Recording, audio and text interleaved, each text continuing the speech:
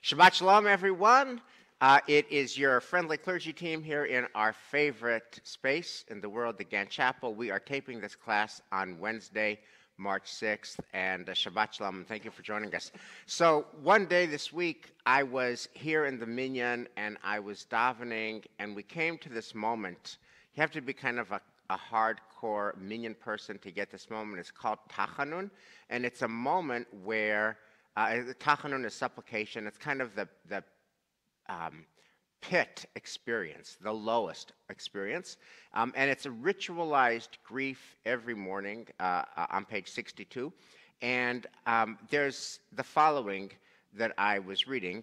King David said to the prophet Gad, I am in deep distress. Let us fall into the hands of Adonai, whose compassion is great, but let me not fall into human hands. And then it goes on to be more protestations of deep brokenness and grief.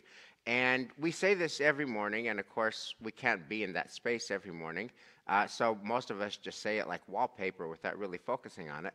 But on this particular morning, I was noticing that it comes from a particular place in the Hebrew Bible, 2 Samuel chapter 24. And I thought, wow, it is interesting, and I kind of knew that story and studied it this past summer at Hartman, but I wanted to see what that story from 2 Samuel chapter 24, which gives us Tachanun every single day except for Shabbat, what does it have to do with? And it turns out it's about a king of Israel who makes a decision that is catastrophic, and as a result of which the people of Israel have 3 horrible choices. Choice A is horrible, choice B is horrible, choice C is horrible. And what do they do in the context of no good choices and one big hot mess? And all the grief that King David felt at having no good options. And that's what prompts his Tachanun line, which is, oh my God, all of my options are horrific. And so I thought, you know what, I'm going to study this because it feels to us like our beloved Eretz Israel has no good options. All of our options are bad. What do we learn from a biblical story when all of the options are bad? So let's thank God for the gift of learning Torah together. Baruch atah Adonai Eloheinu melech haolam, asher kiddushanu b'mitzvotav v'tzivanu la'asok b'divrei Torah. V'harevna Adonai Eloheinu et divrei Toratcha b'finu u'b'fi amcha be'Yisrael. V'nihya anachnu v'tzatza'enu v'tzatza'ei amcha be'Yisrael. Kulanu yodei shemecha v'lomdei Toratecha lishma. Baruch atah Adonai hamelamed Torah la'amo Yisrael. Baruch atah Adonai Eloheinu melech haolam, asher bachar banu mikol ha'amim v'natan lanu et Torato. Baruch atah Adonai noten haTorah. So this podcast is going to be a little bit different from many of our other ones because it's going to be really textual. We're actually going to read the text of 2 Samuel 24. But I first want to just kind of sketch it out, outline the class, which is the story is that King David does a census. And the premise of the whole story is that doing a census is sinful, that it's bad, it's a violation. It doesn't tell you why, but it really ticks off God. Part of the complexity, and we'll have to get there, it's kind of the uber complexity of the whole story, the meta complexity of the whole story, is that God sets up David to do it. God instigates David to do it. And in fact, the Divrei Hayamim Chronicles tells the same story, but instead of God instigating King David to do it, Satan instigates David to do it. So, but here you have God inciting King David to do a census, which ticks off God. So why God incites him to do a census, which ticks off God? Why should David get punished for that? Let alone why should 70,000 Israelites get punished for that? 70,000 people are going to die at the end because of that. And we're going to be focused on that unanswered question. But David does the census because God forces him to. God gets mad. And then basically King David is given 3 choices. Either there's going to be a famine for 7 years. For 7 years, people are going to die of hunger. That's door number 1. Door number 2 is there's going to be a humiliating military defeat where you are going to be in retreat from your enemies, and that's going to be 3 months. 3 months of daily retreat and humiliation and military disaster. That's door number 2. Door number 3, a 3-day plague. It's going to be intense COVID before vaccinations for 3 days. King David takes that. He says, okay, I'll take the 3-day option instead of the 3-month option or the 7-year option. 70,000 Israelites die. God, there's then the Malach HaMavet, there's this angel of death who kills Jews up north, kills Jews down south, then goes to Jerusalem, the center of the country. So there's like north-south center energy in the portion, like there's north-south center energy today. And the angel is ready to start killing people in Jerusalem, and God stays his hand. And at that point, King David says, you know what, this is on me. Why are people being punished for my sin? I want to do atonement. And then the story ends with a single act of atonement that King David does. That's the story. And it's in that context when David hears the 3 bad options of 7 years of famine, 3 months of military defeat, or 3 days of pestilence, that he says, oh my God, I'm so sorry, and does that expression of grief that is on page 62 of our daily Siddur. And so the questions that I want to ask are the obvious questions. Why does God incite a census that is so appalling that it causes this bad reaction?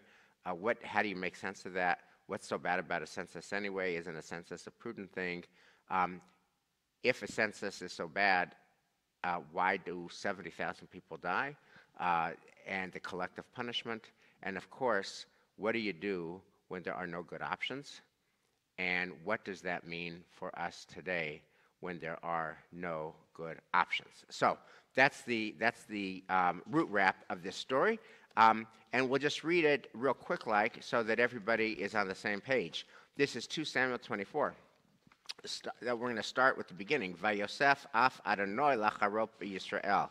Vayaser et David bahem. The angel of the Lord flared up against Israel, and God incited David against Israel, saying, go and number Israel and Judah.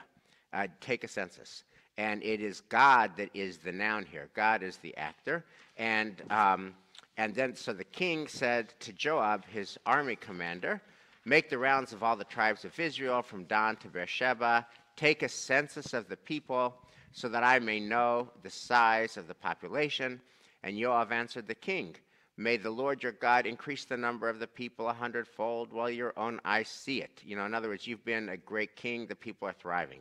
But why should my Lord king want this census? However, the king's command to Joab and to the officers of the army remained firm, right? King is number one, just higher up on the totem pole than the commander.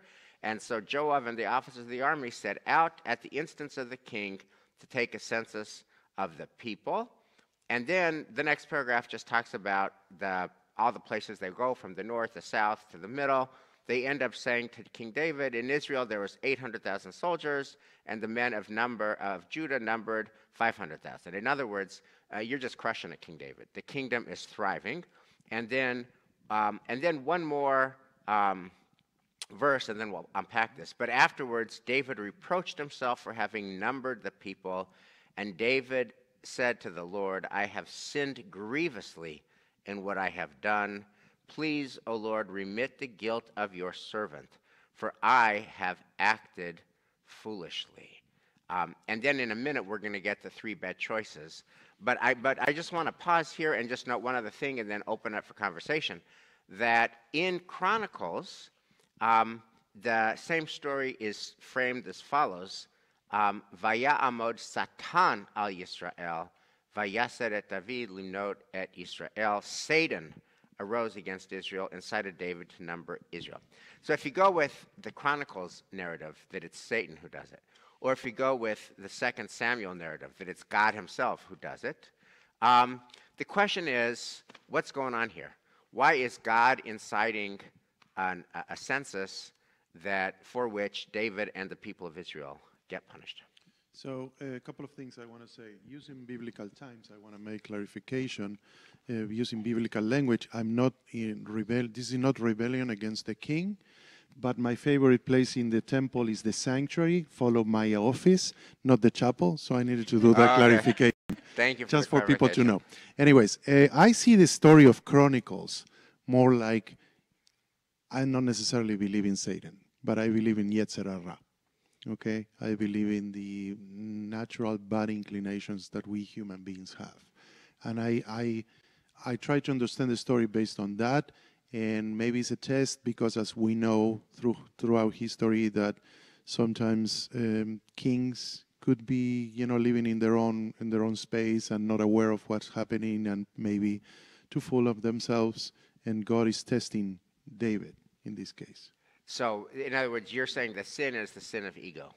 That David is basically saying whatever one of those French king dudes said, I am the state. He's kind of Louis XIV. I am the state, and this is about me, and what do you think about me, and I want to have a party to celebrate me. Kind of like Achashverosh at the beginning of Megillat Esther. Okay, but if that's the case, though, why is it the anger of the Lord flared up against Israel and God incited David against them? I could buy that if the story had read, David woke up and wanted to throw a party for himself and how great I am, and did it. Then the whole ego thing makes sense. But where and Satan from the Chronicles rendering, you could read Satan as being David's Yetzer Hara, as you did. But the 2 Samuel story is stubborn because the 2 Samuel story so explicitly lays the responsibility for the census instigation on God, and that's the puzzle. Is it a little bit of an echo of God and Pharaoh, God hardening Pharaoh's heart? What do you think, Lisa? I just have a question about that, and it's interesting because I was looking at the verbs. The verb limnot, mene, go count. I have a question. That echoes for me in the Psalms. Limnot yamenu ken hoda benabi levav chachma. Teach us to count or to appreciate our days in order to have a heart of wisdom. And so this verb here to me makes me wonder if God is not saying go count, go look at the numbers of people, but take a sense of what capacity you have to do my bidding, to act out in anger against these people that I'm angry with. And David interprets it not as taking stock of an appreciation for the skill and talent that his people have and their capabilities and making a strategic approach, but instead just counts the number of humans. And that makes God angry because God's like, I don't need to know the number. I wanted to know what you could do for me. I wanted to know how you could take out my anger on these people. And you're taking it totally, but it's also weird because God doesn't actually do that. Like David goes and does this counting, and then David's like, oh no, I messed up. I'm so sorry, God. And at that point, God gets mad. I'll let you talk for just 30 seconds. I see it a little different. I see it like, you like, doing examples. I love cars.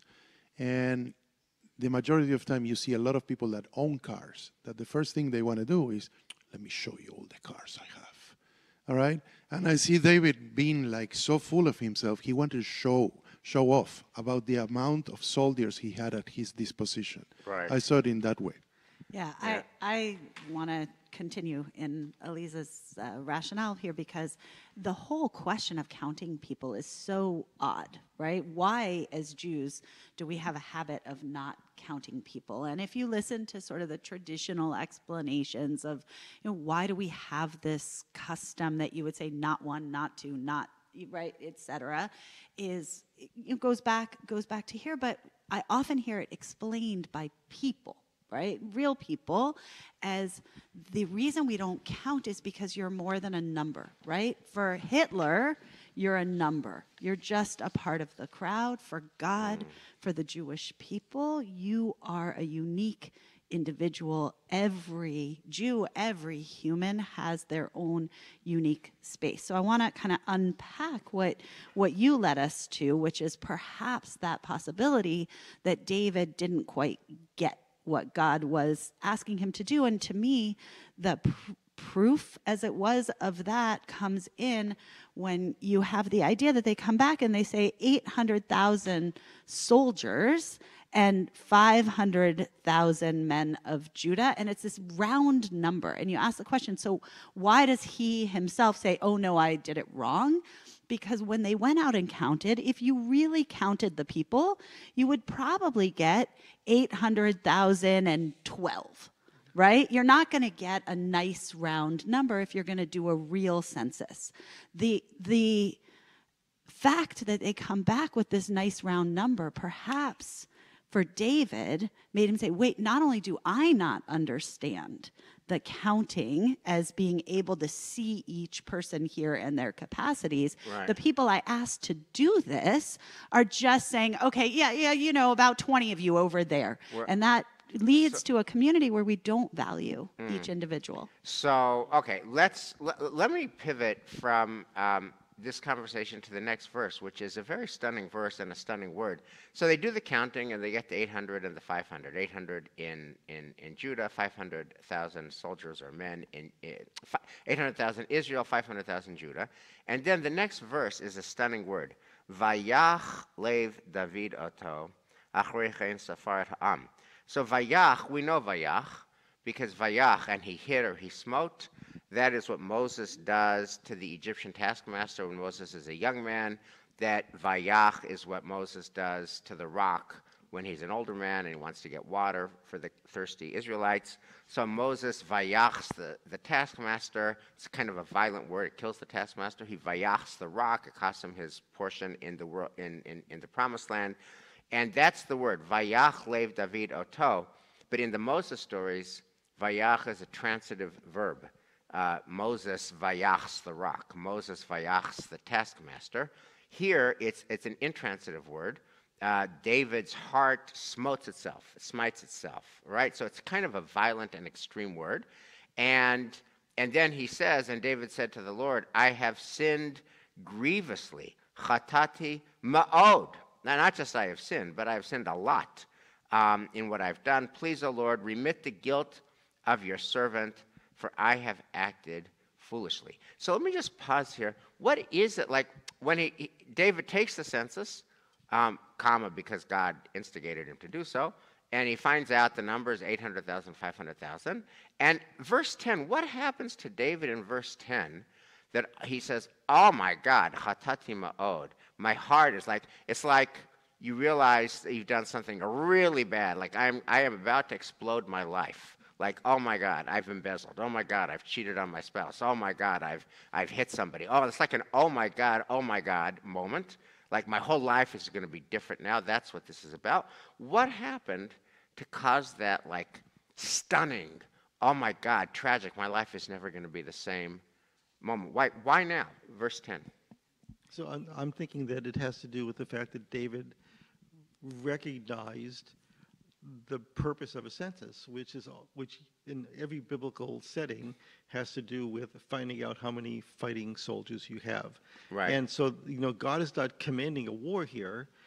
There's no war that's on the horizon. So why would a census be taken?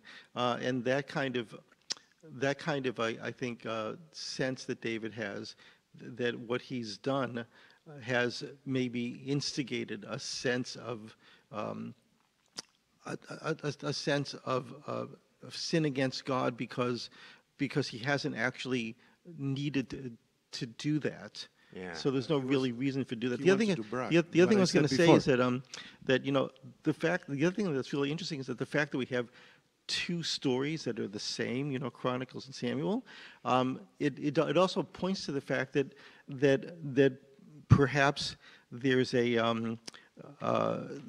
a tradition here that may be only apocryphal, and there may be a sense in which there's not a real reality to it, especially because, as you mentioned, the numbers don't add up. The 850, the 500,000, the 70,000 that die. These are round numbers, and so this could be part of a passed down legend. And So not all necessarily- I'll say is yes, and I want to read a few verses because the daily Siddur in Tachanun, and we only do Tachanun in the morning, but a lot of other places do Tachanun at Mincha as well. So what you're about to hear is part of traditional liturgy, not once but twice a day. So let me just read. So and David says this when he hears from Gad, the prophet Gad, the three lousy options he has. When David rose in the morning, the word of the Lord had come to the prophet Gad, David's seer, the Navi. Go and tell David, thus said the Lord, I hold 3 things over you. Choose one of them, and I will bring it upon you. Okay? And then God, the prophet, came to David and told him, he asked, shall a 7-year famine come upon you in the land? Or shall you be in flight from your adversaries for 3 months while they pursue you? Or shall there be 3 days of pestilence, dever, which is from the 10 plagues, the Exodus story, in your land? Now consider carefully what reply I shall take back to God who sent me. And it's at that point that we get our Tachanun line that's on page 62. David said to God, I am in great distress. Let us fall into the hands of the Lord, for his compassion is great. Let me not fall into the hands of men. So this whole story is kind of unique with these 3 lousy options, and it just so evokes our lousy options today. What comes up for you? And it's in the context of lousy options that we do Tachanun. I guess that's the main point. If there's one takeaway not to miss from this class, it's having lousy options. No good option makes us go, oh my God, Tachanun. And that's why we. So what comes up for you when you read these lousy options? I think there's an issue of leadership here.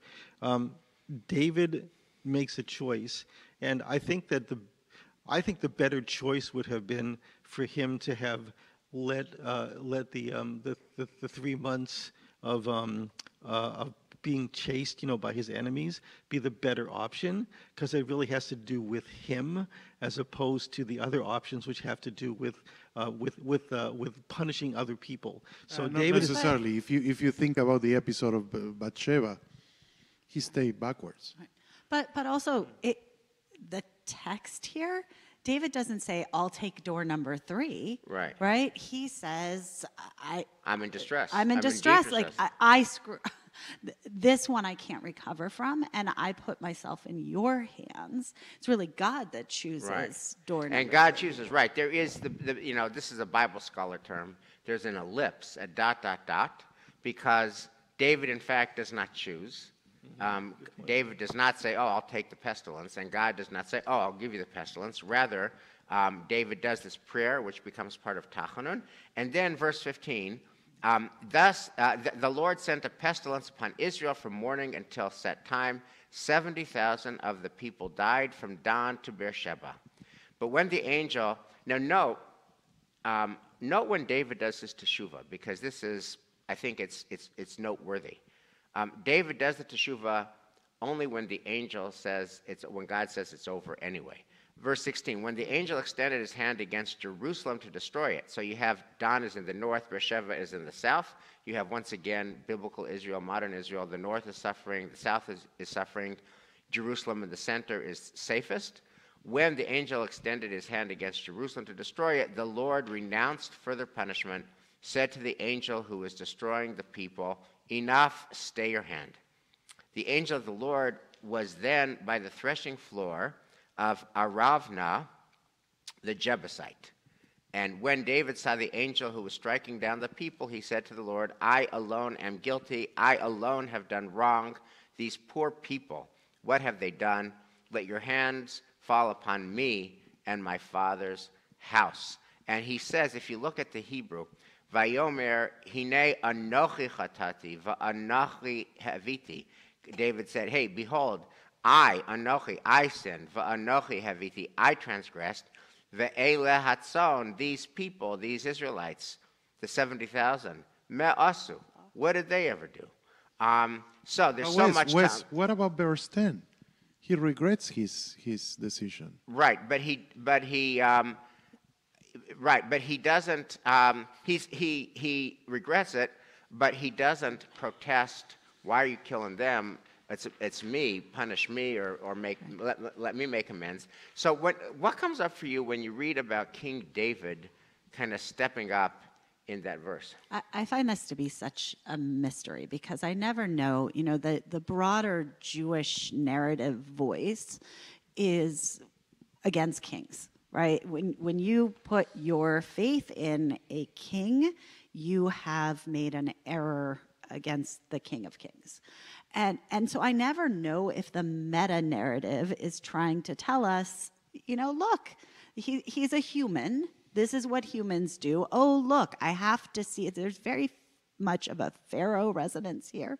Like, he has to see all of this happening before he figures out. He needs 10 plagues, so to speak. Correct. Yeah. So I wonder if the meta narrative is for us to understand that even David is a bad idea, or if we're meant to take this literally about David and his own spiritual and psychological process, and that then speaks to us about how do we need to see the bad outcome before we can take responsibility. And Well, but what there's comes up for you when you think about this ancient leader of Israel and our modern leader of Israel, when David says, you know, Anochi chatati, I sinned. Anochi ha'aviti, I transgressed.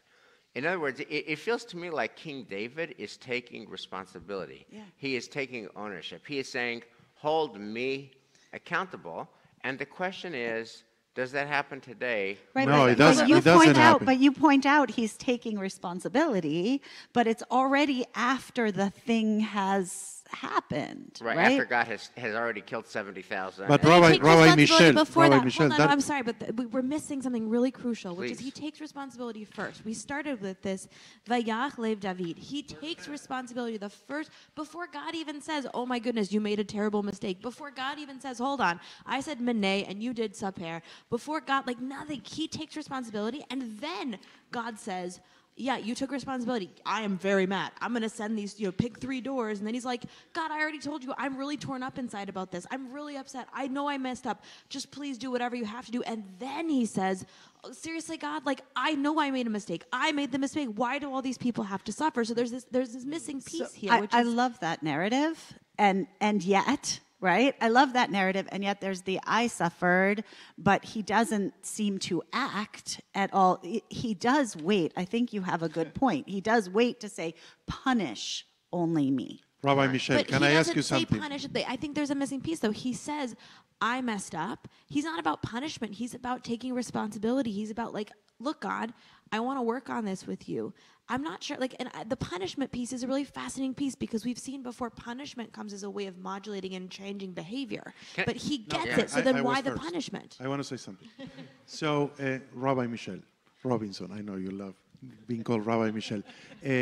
First of all, I have to say quickly that I sing Bayomer Elias to Michel, Charlie Meod, because in Shabbat Alive I only count people. So that's the only thing that I do.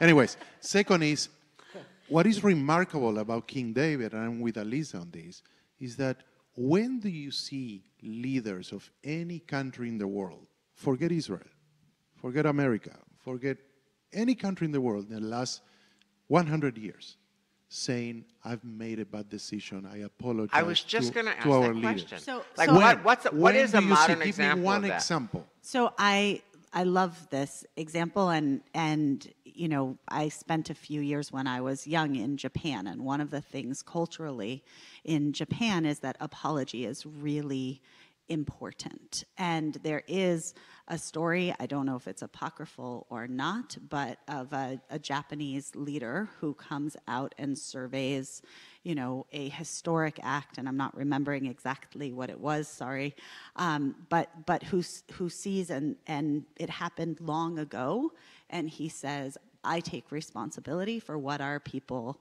did. I am sorry. And I think that's a cultural tradition there that leaders must take responsibility and accountability, and ideally that is a shared cultural tradition in the Jewish landscape. All of our texts would lead us to say that the right move for not just the people but for any leader would be to say, this is But my does it happen responsibility. in this day and age? Well, and also before you get to this day and age, this text I think goes against that, because when this leader takes responsibility, that's when the punishment comes out. That's when the people suffer. Is not before he takes responsibility, after. So this text I think actually has a polemic on that, which is, does it actually work as a leader to take responsibility? Would it have been better for David to just keep charging ahead without saying, Or what messed does up? it mean to take responsibility? Because there's a difference between feeling bad and taking responsibility. And the fact is that what comes after, when God comes to David and says, go build the altar, like there's an action involved. So let's just talk, just in the interest of time, I'll just kind of summarize the end of it. People remember where they were when something really good happened, and they remember where they were when something really bad happened. So it was at the threshing floor of Aravna the Jebusite that God says to the angel, stay your hand no more. And then God tells Abraham, set me up an altar at the threshing floor of Aravna, the Jebusite. And so King David goes to Aravna, the Jebusite. Note, by the way, that while we are certainly indigenous to the land of Israel, we're not the only indigenous people in the land of Israel, and there are Jebusites there. And so King David says to the Jebusite, Aravna, I need to buy your threshing land. No, you don't have to buy it. Here it is. I'll give it to you. Kind of notes of Abraham in buying Ma'arat Machpelah and Chai Sarah. And David says, no, I want to buy it. I need to buy the animals. I need to buy the wood. I need to buy the land. Here's 50 shekels of silver. It feels like it's a market price.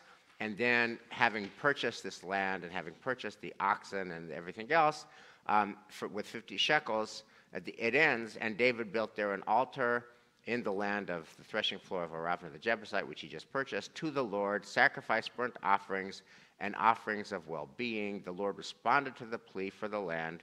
The plague against Israel was checked, and thus ends the second book of Samuel. So I want to zoom out in our remaining time and ask, what is this story about? And what is its message? It's a story about, here's the opening gambit. Our daily liturgy, every morning and every night, in response to a world where there are no good options. You have three options, A, B, and C, and they all suck. In response to that, David says, oh my God, I'm in deep distress, God help me. Right? So that's the prayer, the liturgical resonance of this story, and that's why 224 is part of our morning and afternoon service. It confronts us with a world where there are no good options, and where there are no good options, there's two moves. One is a deep grief, and which physically is exemplified by putting your arm on your head on your arm, and then the other is I throw myself up to God. That's the liturgical response. I'm wondering what your theory of this case is. What is the message of this story? And because liturgy insists that we confront it every day, and what does it say about today? Any takers? I would say that to me, the moral of the story is that the fact that we put that in the daily liturgy, I didn't put it. The fact that it's there, it's because we have to have an appreciation that even the greatest leaders of some people, country, cultures make mistakes. And they have the ability of saying, al chet shechatati lefanecha. And to recognize that you didn't act correctly, that's the moral of the story. We all make mistakes, but to have the ability and the strength to come forward and say, I recognize I made a mistake, should set an example for any leader in the world. So for you, the urgency of the story are the lines, Anochi chatati, Anochi fashati, I screwed up, I sinned, I made a mistake, I need to take amends. That's to you what this story invites us to do. Other morals? So to me, it's actually a story about the responsibility we take for choices we cannot help but make. And that I think it's a really interesting dichotomy, because in Tachanun, theoretically, you're taking a moment to acknowledge the things that you personally have done wrong. And at the same time, David was caught here. Like, God tells him, go count the people. Like, he doesn't do it in the right way. He doesn't do it in the right manner, but there are ways in which we are going to be caught up. And so I think Tachanun invites us to take responsibility, even when it's not totally our fault, even when it's totally not in our control, but to feel the pain of what went wrong and to be broken about it for a little bit. But for me, it's a really challenging place, because I both see his guilt and his innocence, and they're both real. And this is not a moment where I feel like you could just say he's totally in the wrong. Yeah, he's in the wrong, but he's also in the right. He also did many things that were right. So I feel like that's us too. When we come to God, we're not just totally broken people. We're not just totally sinners. We are full of complexity, and we come in that space. Michelle or Dan, any? So I think there's a piece, a transitional piece missing in this story, and I don't think it's just missing in this room. I think there's a context that it's tough for us to wrap our heads around, that brings in that complexity of the human experience. And in kind of grappling for what's missing here, one of the things that's missing is the role of how do we understand our own responsibility taking, both when it's our fault and when it's not our fault, and how we understand fault at all. How do I, God told me to. It's easy to say that versus Satan. I want to say Satan told me to. And we're all always struggling, both individually at our tachanun and also nationally, with that interplay of how do I understand when I'm doing things right and when I'm doing things wrong? And how do I fall? How do I put myself and my heart in God's hands in all of that complexity? So I will, Dan, did you have anything you want to end with? Yeah, I was thinking about the difference between being in the moment as opposed to being able to, Monday morning quarterbacking. So, in the moment, David is, he's upset, he's distraught, he tries to do the right thing. And the right thing doesn't end up being the right thing, but he's making an effort. But then at the end, when you have this building the altar and the sacrifice, and all's well that ends well, it just to me it doesn't feel like it that there's any kind of conclusion. And I think that's actually part of the meaning of the story, that in a certain sense we will always be caught in a place where we have the best intentions, and sometimes not necessarily the best intentions, and we can't really, we never know what the outcome is going to be. We just have to try to do our best every day. Okay. Thank you all, colleagues. I'll just close with my own read of this and why this spoke to me so much.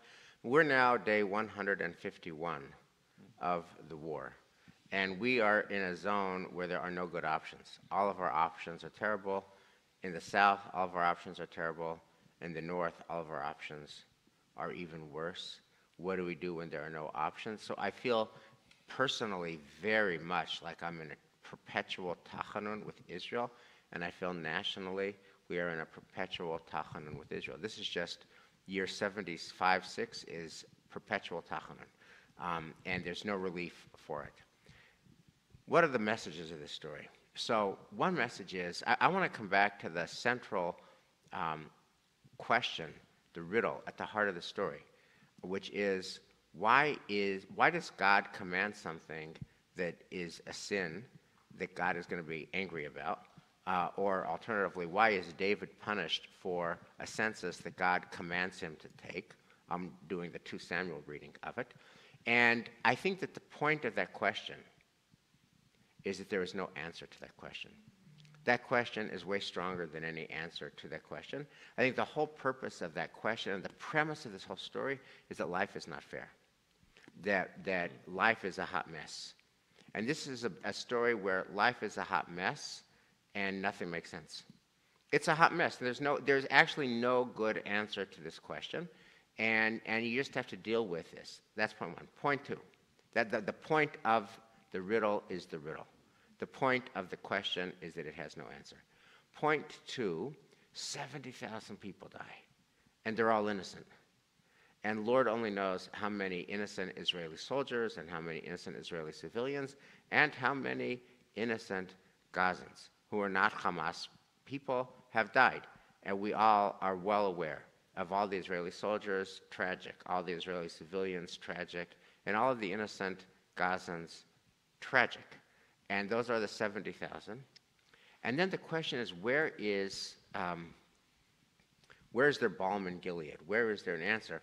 My own answer is, so the story ends happily, and what's the answer? The answer is local decency. The answer is David, and there's a dude named Aravna, the Jebusite, and they have an encounter. And David pays 50 shekels, and he buys something from him. He doesn't command, and he doesn't force, and it's a conversation, and it's a negotiation. And then David offers up a sacrifice. Aravna seems to be contented. He's got 50 shekels of silver. David is contented. He's got this property, this threshing floor. God is contented.